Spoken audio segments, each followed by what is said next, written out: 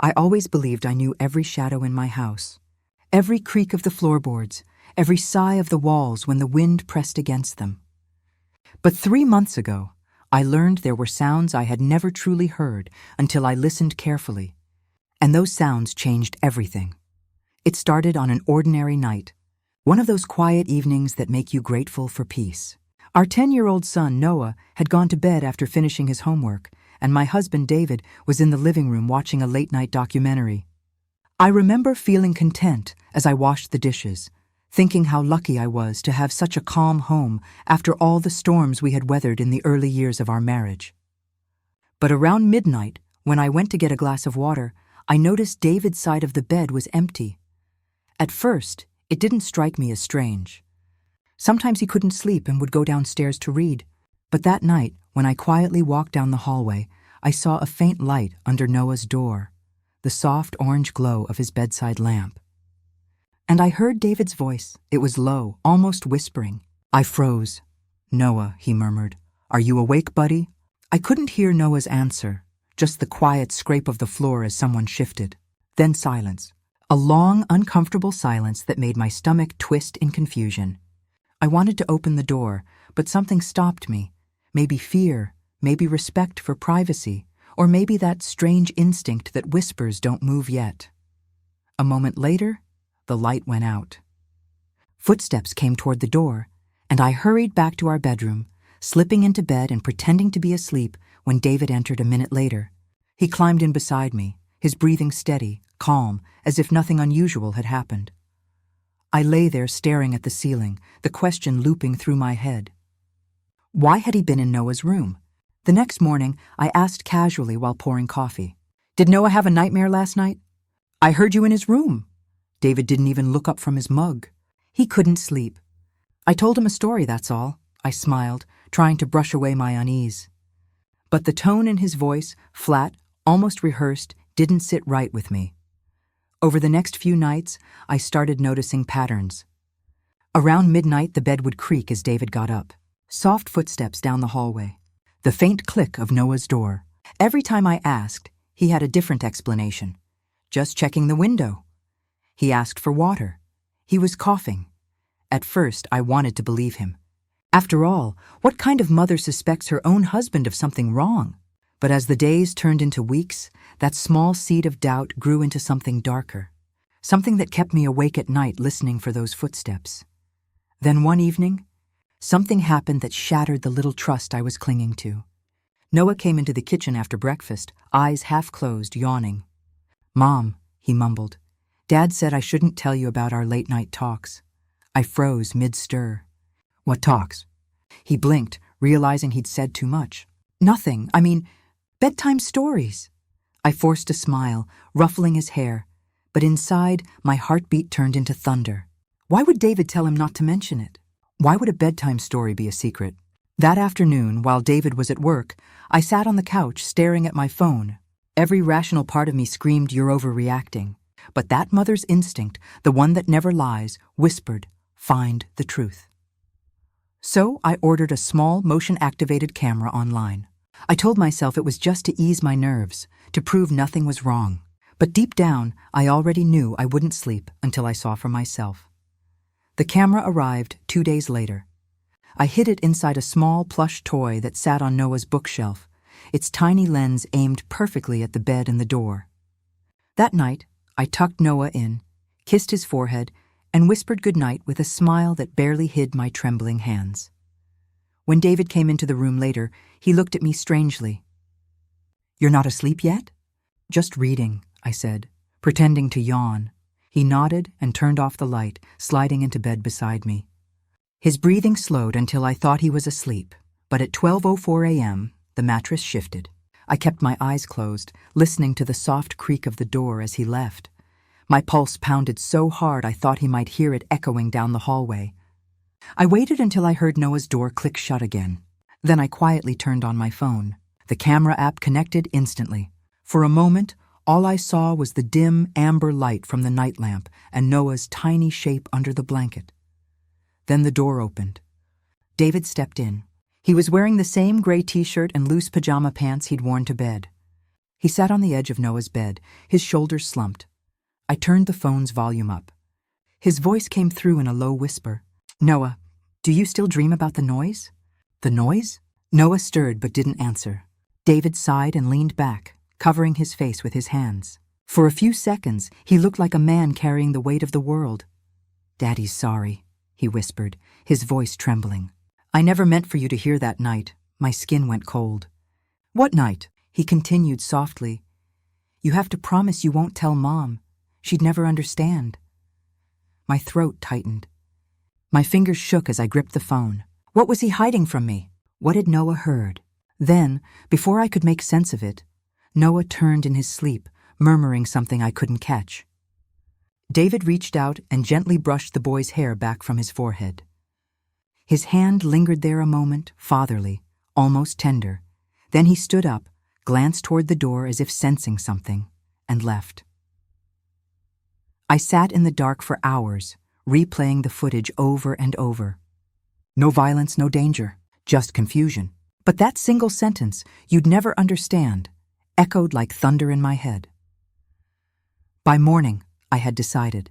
I wasn't confronting him yet, not until I knew exactly what that night meant. So the next evening, I installed a second camera, this one in the hallway, facing Noah's door. If David was hiding something, I'd catch every second of it. What I didn't know then was that the truth I'd uncover would not only explain everything, it would destroy the very image I had of my husband forever. The next day, I moved through the house like a ghost. Every sound, every shadow felt charged with meaning. David kissed me goodbye before work, the same as always, but I could barely look at him. His lips brushed my cheek, and I smelled his aftershave, clean, familiar, deceptive. I spent the morning at the kitchen table, scrolling through the camera footage again. Nothing looked wrong, yet nothing felt right either. The way he whispered to Noah, the apology, the plea for secrecy. There was something missing, something that hid between the pauses of his words. Around noon, I decided to visit Noah's school, under the pretext of dropping off his forgotten lunchbox. His teacher, Mrs. Green, met me at the gate. She smiled kindly, but her tone was cautious. "Noah's been quiet lately," she said. "Is everything all right at home?" My stomach tightened. "Why?" "He's been drawing strange pictures," she said, lowering her voice. "A house at night, people crying, someone standing in a doorway. He says he hears the noise sometimes," the same word David had whispered. The noise. I thanked her and left quickly, clutching the empty lunchbox. Driving home, my thoughts spun in frantic circles. What noise? Why were they both haunted by it? That night, I told Noah I'd be working late on a new recipe for the bakery. I wanted him asleep before midnight. He nodded sleepily, hugged me, and went to his room. When David came home, he looked exhausted, his shirt collar loose, tie askew. "Rough day?" I asked, trying to sound normal. He sighed and poured himself a drink. "You could say that. What happened?" He hesitated, swirling the amber liquid in his glass. "One of my clients, remember the Martins? Their son tried to hurt himself. You see this kind of thing too often, and it sticks with you. His job as a counselor often involved tragedies, but something about the way he avoided my eyes felt off." He gulped the drink and went straight to bed without another word. At midnight, I opened the camera feed again. Noah was asleep. The hallway camera showed nothing. I waited, my pulse climbing with each tick of the clock, to 7 a.m. The door opened. David stepped out of our room, the dim hallway light tracing his outline. He paused at Noah's door, hand on the knob, then pushed it open and slipped inside. I watched, holding my breath. He sat on the edge of the bed like before, whispering. This time I could hear Noah clearly. "Dad, can we go back to that place again?" David's shoulders stiffened. "No, son, we can't ever go back there." "Because of the noise?" "Yes," his voice cracked. "Because of the noise. What was it, Dad?" David ran a hand through his hair. Something Daddy should have fixed a long time ago. He leaned closer, almost trembling. "You didn't tell Mom, right?" Noah shook his head, half asleep. "Good," David whispered. "You're brave, just like your brother was." My heart stopped. Brother? We had one child, Noah. I'd had a miscarriage years ago, but David never called that child our brother. He'd always said, the baby. What did he mean, just like your brother was? David stood up, turned off the lamp, and left the room. I watched him disappear into the hallway, then into the kitchen. He stayed there a long time, sitting at the table, head in his hands.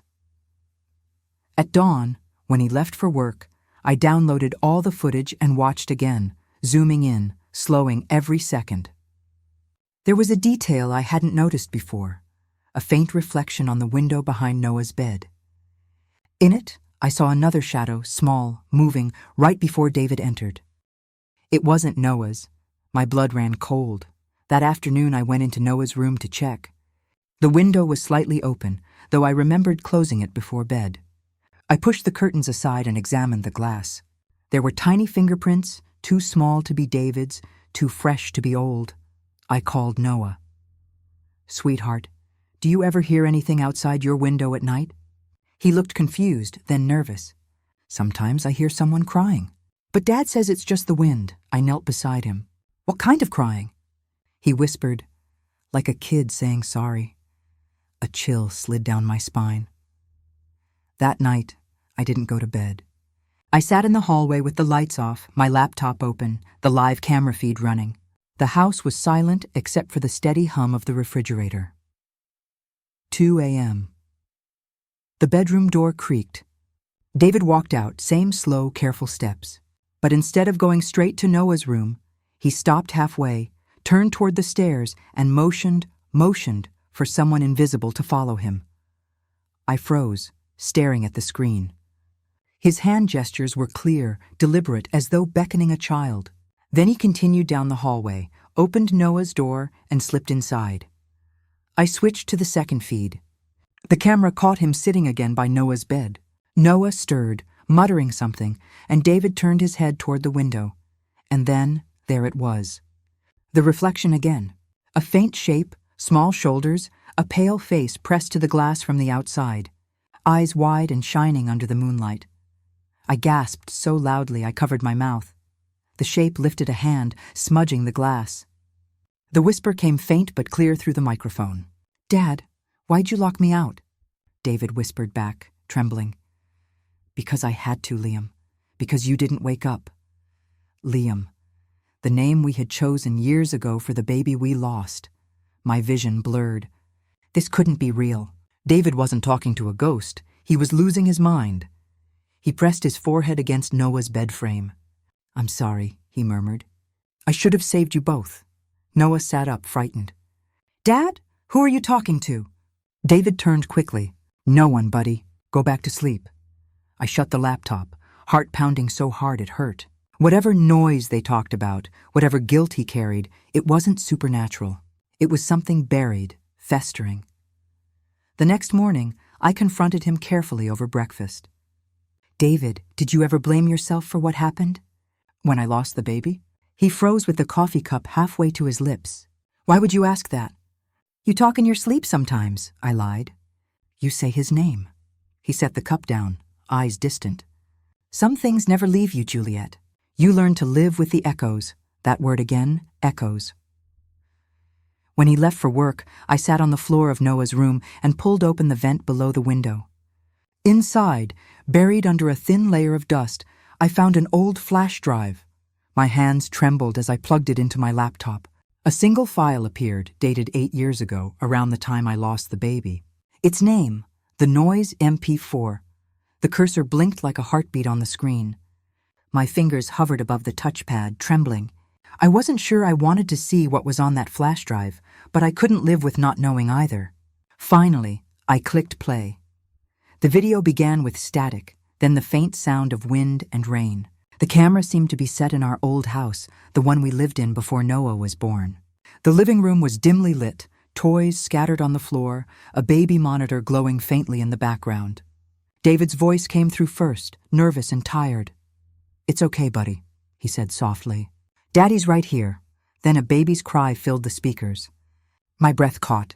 That sound, I hadn't heard it in over 8 years, yet it pierced through me like it was yesterday.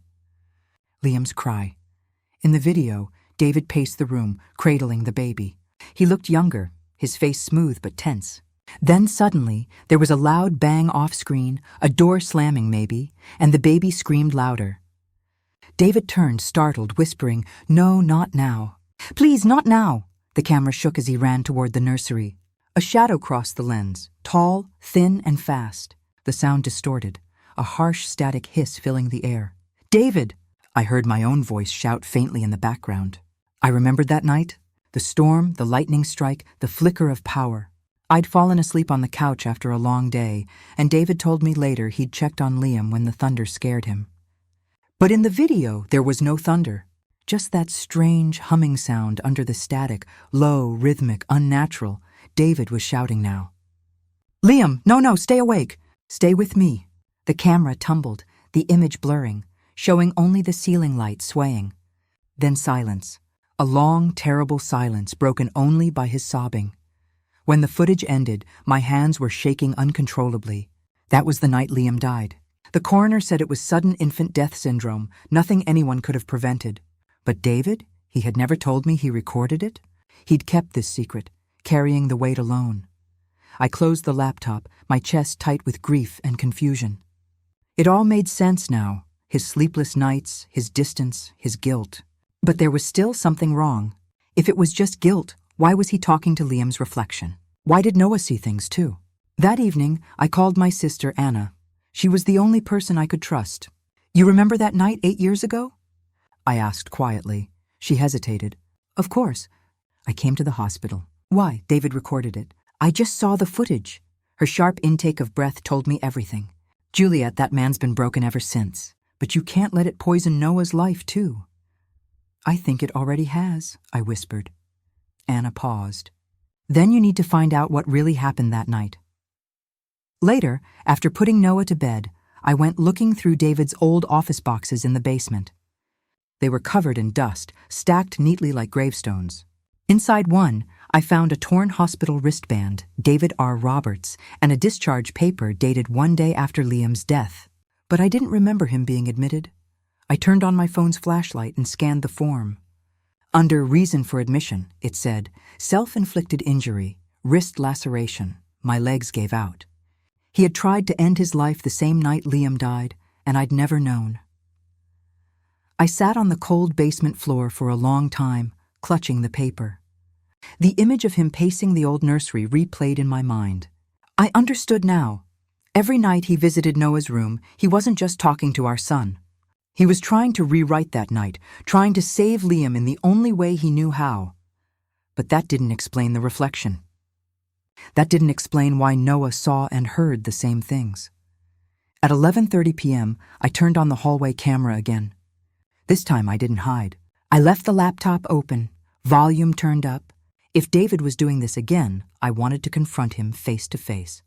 Window 6, he left the bedroom, quiet as ever. I watched him open Noah's door, but this time, when he spoke, he didn't whisper. His voice was low, steady. "It's okay, son. You can come in now." I frowned, leaning closer. "Come in?" The camera caught it. Noah's curtains moved. The window opened slightly. "Noah," I whispered to myself, "please stay asleep." The room's temperature seemed to drop through the screen. The microphone picked up faint wind. David kept talking softly. "It's not your fault. None of this is your fault." And then I heard a new voice, a whisper, overlapping with static, small, childlike. "Daddy, I'm cold." The light flickered. I felt my pulse spike. I was about to rush in when David said something that froze me completely. "Stay here, Liam. I'll make it right this time." Then he stood up and walked out, straight toward my office where the flash drive had been. I panicked, slamming my laptop shut and running to intercept him. He stopped in the hallway, startled to see me awake. "Juliet," he said, eyes wide. "What are you doing up?" "I could ask you the same thing," I replied, my voice trembling. "Why were you talking to our son about Liam?"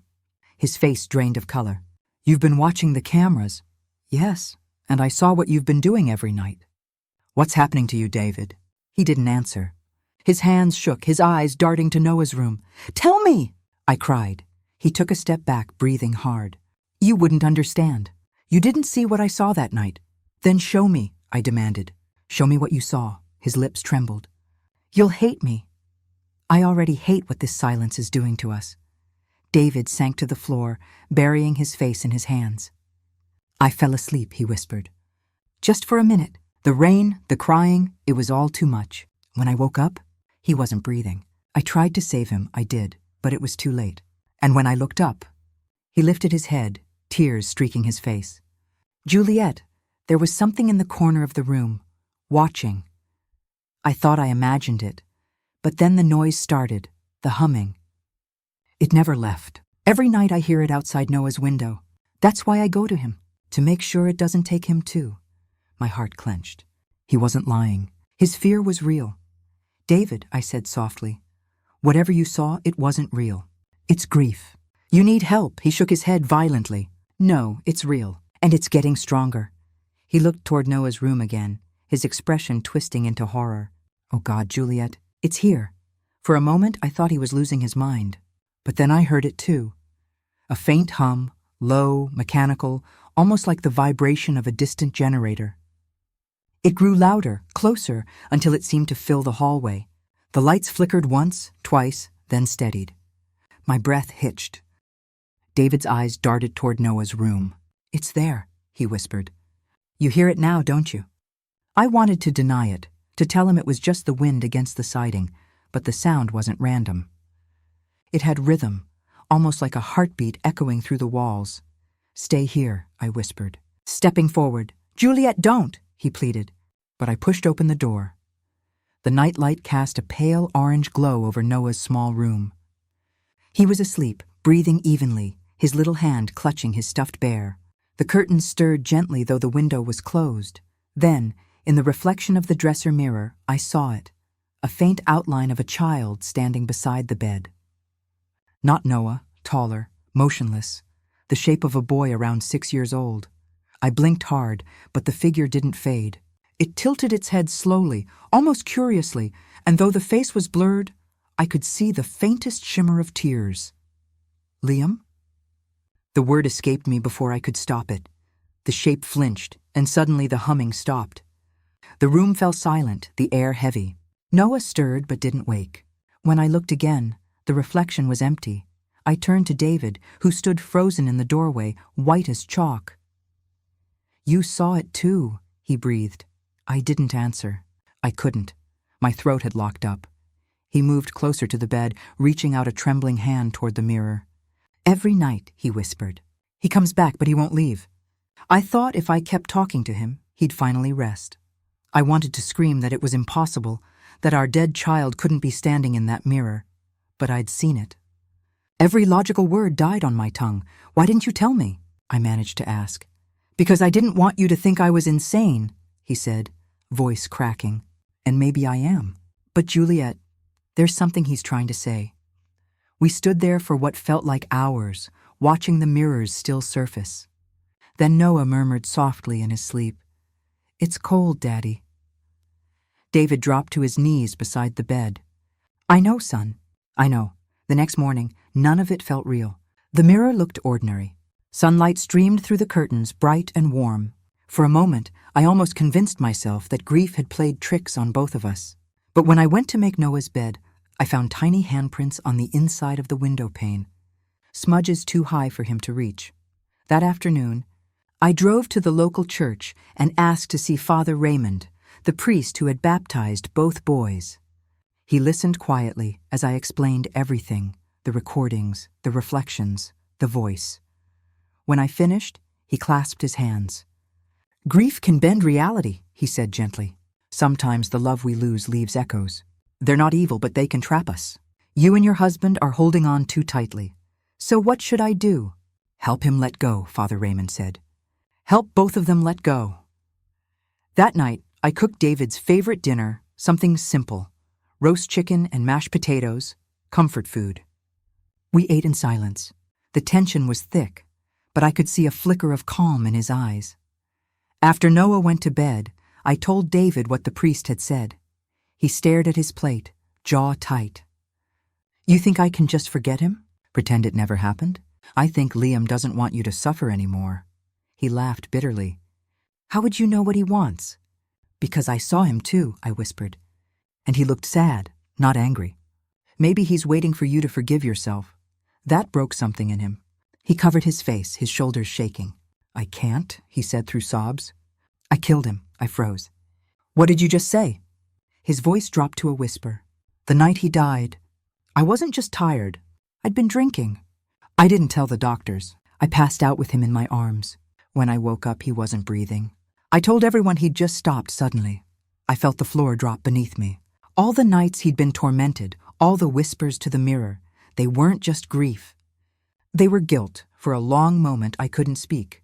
The only sound was the clock ticking. Finally, I said quietly, "You have to tell the truth, David, even if it's just to me." "I just did," he murmured. "That's all I have left." He stood and walked down the hallway.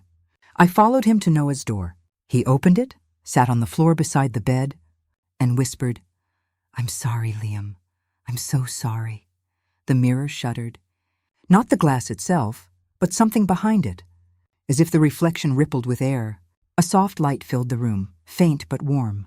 Noah stirred, smiled in his sleep, and whispered, "He's smiling now, Daddy." Then the light faded. The mirror went still, and for the first time in years, the humming stopped completely. David turned to me, tears streaming down his face. "He's gone." I nodded, unable to speak.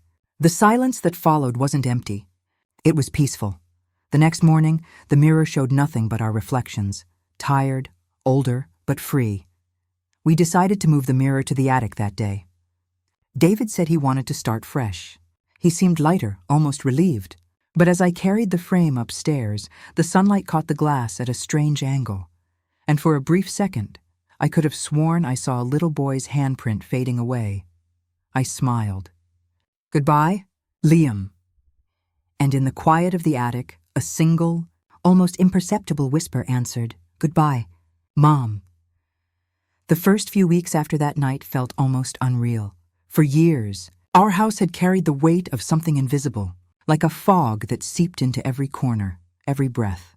And now it was gone. The air was lighter, the rooms brighter. David smiled again, even laughed sometimes. Noah slept through the nights without waking up crying. For the first time in years, breakfast smelled like home. He started fixing things around the house. The creaky stair, the broken porch light, the loose doorknob that had annoyed me forever. It was as if he needed to rebuild everything, one nail at a time, to make up for what was lost. But every now and then, I'd catch him staring at the attic door. Not with fear, but with something else, hesitation. One morning, about a month after that night, I found him sitting at the kitchen table long after his coffee had gone cold. "Couldn't sleep again?" I asked softly. He nodded, still staring into nothing. "I keep thinking, what if Liam wasn't asking me to forgive myself?" "What do you mean?" He rubbed his temples. "He said something that night before the light faded. I didn't tell you because I wasn't sure I heard it right." I frowned. "What did he say?" David looked up at me, his eyes distant. He said, "She knows." The words hung between us like smoke. "She knows?" I repeated. Who was he talking about?" "I thought maybe you," he whispered. "But your face that night, you didn't know." And then I thought, what if he meant someone else? I wanted to tell him he was imagining it again, that grief was twisting his memory, but something inside me stopped. I remembered the faint voice from the attic, the way it had sounded almost warning. That night, after David fell asleep, I climbed to the attic alone. The old wooden ladder creaked under my weight. Dust filled the air, swirling in the light of my flashlight. The mirror leaned against the far wall, covered with a white sheet. I hesitated. My hands trembled slightly as I reached out and pulled the cloth away. The mirror looked normal, just my reflection staring back. But as I leaned closer, a faint crack caught my eye at the top corner, running down like a scar. When I shone the light across it, I froze. There was something behind the crack, a folded piece of paper wedged into the frame. I pulled it out carefully, the edges yellowed with age. On the front, written in David's handwriting, were 3 words: "If anything happens." My stomach turned cold. I unfolded the paper. Inside was a note, brief, shaky, written like a confession. "Juliet, if you ever find this, I need you to know the full truth. The night Liam died, I wasn't alone in the room. Mom came in. She told me to let her take him for a while so I could rest. When I woke up, she was gone, and he wasn't breathing. I took the blame because I thought protecting her would keep our family whole. But she knows. She knows the truth. I felt the air leave my lungs. His mother, my mother-in-law, Evelyn. She had passed 2 years ago, peacefully in her sleep, or so we thought. I sat there on the attic floor, reading the letter again and again. David had buried this truth, hidden it behind a mirror that had become our prison. He wasn't just haunted by guilt. He'd been protecting a lie for years. When I came downstairs, David was awake, sitting at the bottom of the stairs. His face was pale. "You went up there, didn't you?" I held up the letter silently. He didn't look surprised, only exhausted. "I knew you'd find it eventually. Why didn't you tell me?" I whispered. "Why protect her?" He rubbed his face. "Because she was sick, Juliet." Her mind was slipping. She didn't mean to hurt him. She thought he was cold, tried to warm him up with a blanket, but she covered his face. "And," he stopped, his voice breaking. I sat beside him, tears filling my eyes. "And you've carried this all alone?" He nodded slowly. "I thought if I took the blame, maybe God would forgive her. But every night when I saw Liam, I wasn't sure if he wanted me to forgive myself or her. The truth shattered me. All those years I had blamed David, resented him, even hated him in moments of weakness. And now, sitting there in the dim hallway, I realized he'd been silently protecting us both. The next day, I called Father Raymond again. When I showed him the letter, he sighed deeply. "Secrets like these," he said, "they don't stay buried. They poison love from the inside. But perhaps now your husband can finally heal." That evening, we went to the cemetery together, David, Noah, and I. The air was cool, the sky streaked with orange and pink. We placed a single white rose on Liam's grave and another on Evelyn's. David knelt between them, whispering something I couldn't hear. When he stood, his eyes were wet but peaceful. "I think they're both at rest now," he said quietly. I took his hand. "Then let's go home." For months after that, life finally found rhythm again. The bakery orders came in, Noah started school, and the laughter that had disappeared from our house slowly returned. But sometimes, when I'd tuck Noah into bed, I'd see him glance at the mirror's reflection and smile softly. "Good night." "Mommy." "Good night, Liam," he'd whisper. And though I never saw the light again, I always answered, "Good night, sweetheart," because some bonds never die. They just find quieter ways to say goodbye. Years slipped by quietly. Like pages turning in a book we were too afraid to close. Noah grew taller, his laughter deeper, but he never forgot his brother. Sometimes he'd set 2 plates at the table or leave a cookie on the windowsill for Liam. I used to gently correct him, then stopped. Maybe some promises belonged to children to keep for us. David found a kind of calm, too. He still woke before dawn and brewed the strongest coffee imaginable, still fixed things that didn't need fixing, but the hollow look behind his eyes had softened. The guilt that once ruled him had turned into quiet remembrance. We spoke of Liam openly now, no whispers, no shame, just love folded into memory. One autumn evening, Noah came home from school clutching a worn-out notebook. "Mom, can I show you something?" he asked, cheeks flushed with excitement. He opened it to a drawing of 3 figures standing beneath a huge golden light. "That's you," he said, pointing to the tallest. "That's Dad, and that's Liam. I draw him sometimes when I miss him." I felt my throat tighten. "It's beautiful, honey," he smiled, tracing the lines. "Last night I dreamed of him again. He said he's happy now, that Grandma's with him, and that we should stop being afraid of the attic." The words hit like a quiet thunder. The attic, the place where so much pain had begun and ended. David looked up from the sofa. "You dreamed that?" "Uh-huh," Noah said innocently. "He said the house isn't sad anymore. He said thank you." That night, after Noah was asleep, I climbed the attic ladder once more. Dust gathered on my shoes. The air was still and cool. The mirror stood uncovered, its cracked edge glinting in the moonlight. For the first time, it didn't frighten me. I whispered, "We're okay now, Liam." For a heartbeat, the glass shimmered, not with faces or voices, but with light. Just soft light. Then it was gone. From that night forward, the house felt healed. 2 years later, life carried on in a gentler rhythm. The bakery thrived. Noah started high school. David and I began talking about taking a trip, something we'd never dared in years. One Saturday morning, as I packed orders, a customer paused at the counter. "You're Mrs. Roberts, right? The one who used to live near Maple Grove?" "Yes," I said carefully. "I thought so. I bought your old house last spring. You left something in the attic." My heart skipped. "What was it?" She smiled, pulling a small cardboard box from her bag. "This. It was behind the beam. Thought it looked personal?" Inside was a locket, dull with age. I recognized it instantly. It was Evelyn's, David's mother's. I opened it. On one side was a faded photo of baby Liam. On the other, a lock of his hair. I didn't even realize I was crying until the woman touched my arm. "You okay?" "Yes," I whispered. "Thank you for bringing this." When I showed David that night, he stared at it for a long time before saying, "Maybe she wanted us to have it back." He placed it gently in my palm. "Keep it. You carried enough pain. Maybe this should be your peace." We hung the locket on the kitchen wall near the window where morning light always fell. From then on, every sunrise caught it just right, scattering little golden sparks across the room, like tiny reminders that not all endings are dark.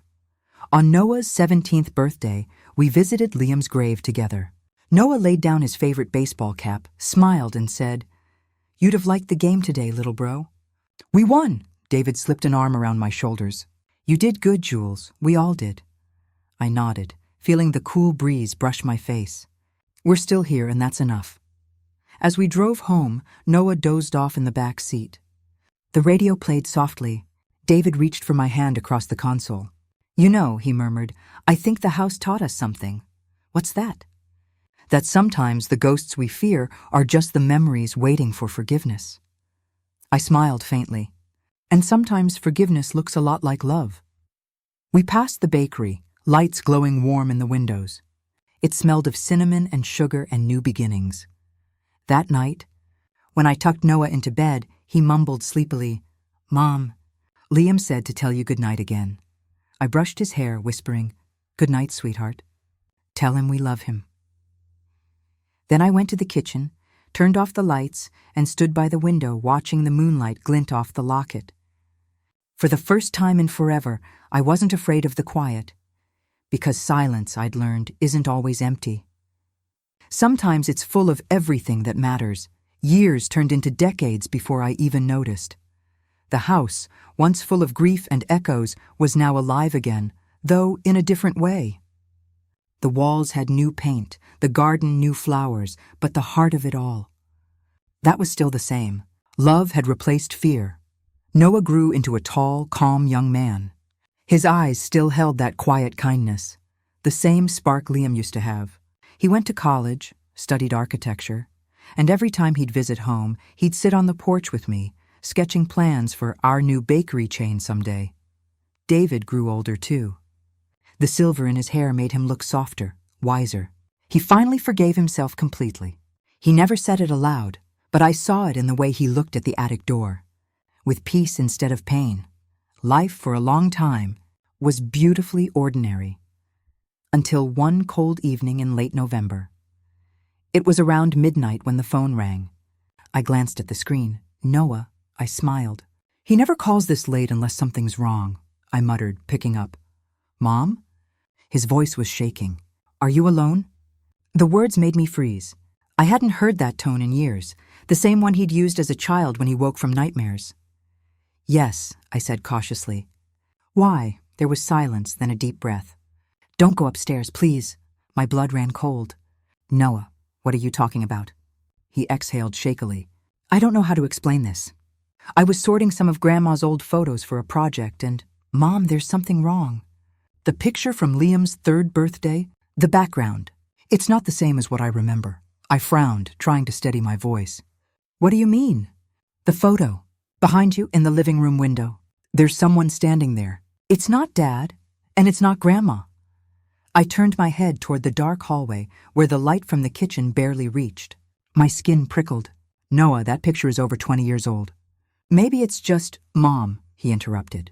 "Please just listen to me. Lock your bedroom door and wait for me. I'm driving home. Before I could protest, the line went dead. The house suddenly felt too quiet. The refrigerator hum seemed louder. Even the ticking clock made me flinch. I checked the living room window, nothing but the faint reflection of my own face. Still, my hands trembled as I locked the door. 20 minutes later, headlights swept across the driveway. Noah ran inside, panting, holding a thick manila folder. He spread the photos on the table. "Look," he said, pushing one toward me. It was Liam's 3rd birthday. Balloons, cake, smiles. But behind my shoulder, in the reflection of the window, a blurred outline of a woman, tall, thin, pale. I whispered, "It could have been the photographer." Noah shook his head. "I checked all of them. She's in 4 different photos, different days, always watching from behind something. The curtains, the doorway, the mirror." I felt my stomach twist. The woman's outline was faint, but her face was unmistakable, Evelyn David's mother, but she had died before those photos were even taken. "Noah," I whispered. "That's impossible." He swallowed hard. "Mom," I think she never left. For a long moment, neither of us spoke. The clock ticked. The air felt heavy, like before a storm. Finally, Noah said softly, "Maybe Liam wasn't the only one trying to tell us something all those years ago." We decided to check the attic one last time.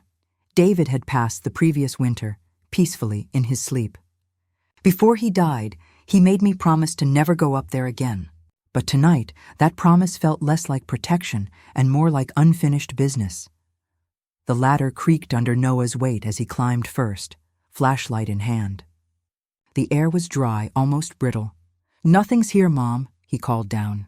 "Just old boxes and wait." His light stopped on something wedged behind the mirror frame. A thin wooden box with carved initials, E.R. Evelyn Roberts. He handed it to me carefully. The box was lighter than I expected, its lock already broken. Inside were yellowed letters tied with a silk ribbon and a small, faded photo, Evelyn holding a newborn Liam. Her expression was proud, but her eyes, empty. I untied the ribbon and unfolded the top letter. "To my son, David. If you ever read this, forgive me. I only wanted to help that night. Liam was crying and you were exhausted. I tried to comfort him, but when I realized what I'd done, I panicked. I hid the truth from you and from Juliet because I couldn't bear to lose you both. I see Liam in every shadow, every dream. I pray he forgives me, and if not, I will wait until you understand why I couldn't stay silent." Tears blurred the words. Noah whispered, "She wasn't haunting us, was she?" I shook my head slowly. No, she was trapped, like him, waiting for him to forgive her. He looked at me gently. "And now?" I smiled through tears. "Now they can both rest." We stood in silence as the wind outside brushed softly against the old house. The floorboards groaned, one long, low sound, then went still. I placed the letter back in the box and set it before the mirror. "You're free now, Evelyn. Take care of him." As we turned to leave, the attic light flickered once, bright as a sunrise, and then went out. Noah squeezed my hand. "She's gone, Mom." "Yes," I whispered. Finally. Downstairs, the house felt lighter again, the way it had after Liam's final visit. For years we had carried guilt like a second skin, David's, mine, Evelyn's, all tangled into silence. But now there was only peace. Later that night, as Noah left for home, he hugged me tight and said, "You know, Dad would be proud. You kept the family together even when it broke."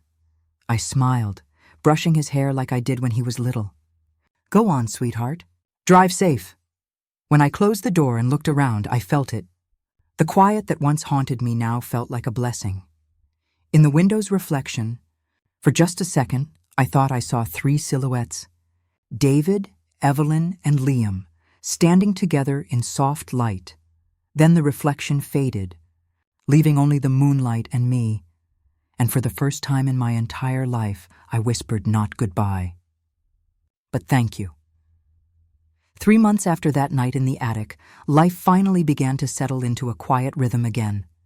I'd wake up to the sound of birds on the porch, make my coffee, and sit by the window where sunlight spilled through like liquid gold. For the first time in years, I wasn't afraid to be alone. I started teaching part-time at the community center, showing young women how to bake and manage small businesses. They called me Miss Juliet, the sweet old lady with the best cinnamon rolls in town. I smiled at the nickname, though deep down, I knew it was more than baking that had shaped me. It was survival. Noah visited often, sometimes with new architectural sketches, sometimes just to sit in silence with me. He'd always been quiet, but now his silence carried strength, the kind that comes from understanding what it means to face ghosts, both real and emotional. One Friday afternoon, he arrived looking unusually serious, a large envelope in his hand. "Mom," he said, setting it on the table. "This came from Dad's lawyer. He wanted me to give it to you when I turned 30. I frowned. "Your father left something else?" "After all these years?" He nodded. "Apparently there was another will. A personal one." My heart skipped. I took the envelope with trembling fingers and broke the seal. Inside were two things, a handwritten letter and a thin stack of legal papers. The letter began simply, "Juliet, if you're reading this, it means I'm long gone, and hopefully at peace with our son and my mother. But there's one last truth I couldn't carry to the grave." My breath hitched. I continued reading. That night, before Liam's accident, my mother had been struggling with something I never told you. She had early-onset dementia. The doctors warned me, but I refused to believe it. I thought she was just forgetful, stubborn. I didn't tell you because I didn't want to burden you with one more worry. If I had, maybe things would have been different. Tears welled in my eyes. My hands shook as I clutched the page. "After Liam's death, I couldn't bear to see your eyes. Those eyes that knew the truth before I did. You forgave me long before I forgave myself. I took so long to say it out loud because I didn't know how to live without guilt. You were the strength in our home, Juliet. You were the one who held everything together when I couldn't." At the bottom he had written, "You saved me. And now, this is how I save you." I looked at Noah. What did he mean by that? Noah handed me the second set of papers.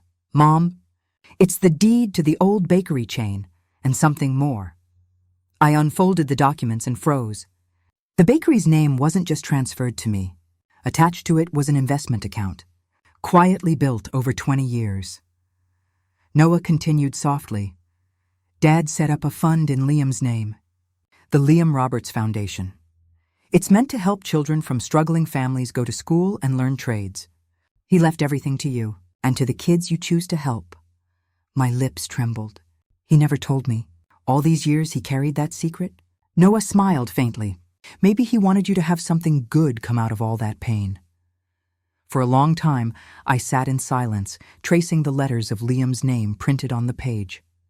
My son's name, no longer tied to tragedy, but to hope.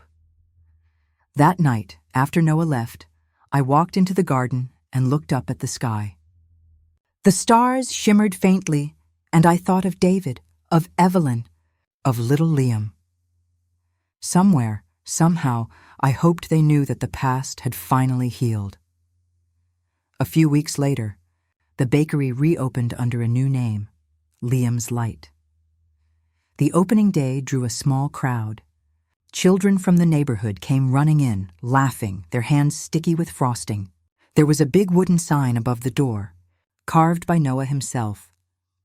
"Every sweetness deserves a second chance."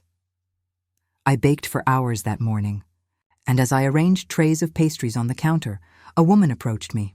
She was young, maybe 30, holding a small boy by the hand. "Miss Juliet?" she asked shyly. "My son's starting school because of your foundation. I just wanted to thank you." The boy, maybe 6 or 7, smiled up at me. "Mom says you're magic." I laughed softly, blinking back tears. "No, sweetheart," I said, kneeling down to his level. "I just learned that even broken things can become beautiful again." The woman smiled, and I watched them leave, feeling something inside me mend completely. A place I hadn't even known was still broken. That evening, as I locked up the bakery, Noah appeared in the doorway, his hair ruffled by the wind. "Full house, huh?" "Better than I imagined," I said, smiling. He leaned against the doorframe. "Dad would have been proud." "Maybe," I said, turning off the lights. "But you know what? For the first time, I think I'm proud of me too." We stepped outside into the cool night air. The town was quiet, golden light spilling from street lamps. Noah walked me home, just like he used to when he was a boy. When we reached the gate, he kissed my forehead. "Good night, Mom. Good night, love." After he left, I stood there for a long time looking at the stars, the same stars that once watched over a house filled with secrets and sorrow. But now, they seemed softer, warmer. The world hadn't changed much. But I had, and that made all the difference. Years rolled forward, like pages turning softly in a book you never meant to finish. Liam's Light had become more than a bakery. It was a home for lost hearts. Every week, I watched children learn to bake their first loaves, watched mothers smile for the first time in months. Laughter replaced the silence that once haunted me. Still, every evening, when the ovens cooled and the street outside grew quiet, I'd sit by the window with a cup of tea and a notebook. It had become a habit, writing small notes to Liam. Not diary entries, not prayers, just conversations. "You'd love this place, my boy," I wrote one night. "There's flour everywhere, and every mistake turns into something delicious. Just like life. I never planned what I would do with those letters. They were just my way of keeping him close, of turning grief into gentleness." One stormy night in December, as thunder rolled across the sky, Noah came running into the bakery, soaked to the bone. "Mom," he panted, shaking off rain from his coat. "You're not going to believe this." "What happened?" He placed an envelope on the counter, the edges damp but sealed tight. It came to the old P.O. box Dad used for the foundation. "It's from him." My breath caught. "From who?" "From Dad." He handed it to me. The handwriting was unmistakable. David's steady script. My fingers trembled as I opened it. Inside was a single page. "Juliet, if this ever reaches you, it means our plan for the foundation worked. I'm proud of you. But there's something I need to tell you. Something I buried in that house long before the fire. Go to the attic. Look behind the wall beam, near the mirror. You'll find what I couldn't say out loud. It's for you and Noah." I looked up, the rain beating against the windows. "After all these years." Noah frowned. "You're not thinking of going there now, are you?" "I have to," I said softly. "Whatever he left. It's part of the story." He nodded after a moment. "Then I'm coming with you." The next morning, we drove to the old house. The new owners had moved away months earlier. The property stood empty, waiting for demolition. Dust floated through the broken windows like ghostly memories. We climbed the attic stairs, the same creaky wood that had once held so much fear. The mirror still leaned against the wall, now cracked deeper, like a wound that had finally healed. Noah found the beam easily. He pried a loose board open with a crowbar, and something small tumbled out, a metal box wrapped in faded fabric. I knelt and brushed off the dust. Inside were a few photographs, yellowed by time, and an old cassette tape labeled simply "The Night Before." Noah blinked. "A tape? There's an old player in the car," I whispered. Back downstairs, the tape clicked into the player. Static hissed, then David's voice, tired, low, but unmistakably him. "If you're hearing this, it means I didn't get the chance to say goodbye the way I wanted. The night before Liam's accident, I found my mother in the attic. She was holding him, rocking him, whispering lullabies. I thought she was calm, but then she said something that froze me. 'He wants to see the stars up close.'" A pause. Then his voice broke. I turned around for a moment. When I looked back, she was climbing the stairs with him toward the window. I grabbed Liam just in time. "She wasn't trying to hurt him, Juliet. She thought she was helping him fly. That's why I told the police it was an accident." "Because it was? I couldn't bear to tell you she'd lost her mind. I thought I was protecting you." But it destroyed us instead. The tape clicked off. Tears streamed down my face. "He carried that secret all his life." Noah wrapped his arms around me. "Mom, he was just trying to protect you." For a long time, we sat there in silence, the rain drumming gently against the windshield. When we got home, I placed the box beside Liam's locket on the windowsill. The photo inside, of David holding baby Liam under a summer sun, seemed to glow faintly in the evening light. A year later, I turned 70. Liam's Light now had 3 branches. Noah ran the operations, and I focused on the kids who came to learn. I'd tell them, mistakes are proof that something's trying to become better. They'd laugh, not knowing how much truth was baked into those words. But one night, after everyone left, I felt the weight of years settle on me. My hands trembled as I packed the last loaf into its box. I looked around the quiet bakery, the laughter, the love, the legacy, and smiled. At home, I took out my notebook and wrote one last letter. My dear Liam, you were the spark that lit every oven in this bakery, every candle in my life. Tell your father he did well. Tell Grandma we forgive her. And tell them both I'll bring cinnamon rolls when I see them. Love, Mom. I sealed the letter in an envelope and slipped it into the locket next to Liam's photo. Then I placed it on the windowsill, exactly where the morning light would find it. 3 weeks later, on a quiet Sunday, Noah came to visit. When he didn't get an answer at the door, he let himself in. The house smelled of sugar and vanilla, the scent of every memory. He found me by the window, sitting peacefully, the morning sun painting my face in gold. The locket gleamed beside me, the last letter resting beneath it. Noah knelt, tears streaming silently. He didn't cry out, he just smiled through the grief. "Goodbye, Mom," he whispered. "You did it. You kept your promise." He opened the letter and read every word, his hands shaking. Then he looked up at the sunlight streaming through the window and murmured, "I'll keep the light going." That evening, he hung the locket around his neck and opened the bakery alone for the first time. A group of children ran in, laughing. He wiped his eyes and smiled. "Welcome to Liam's light," he said softly. "My mom used to say every sweet thing begins with love. So let's start there." The bell above the door chimed as the children cheered. Outside, the wind rustled the old trees by the road, the same trees that once guarded a haunted home. Now they whispered something different. Peace. Because love, in the end, had won.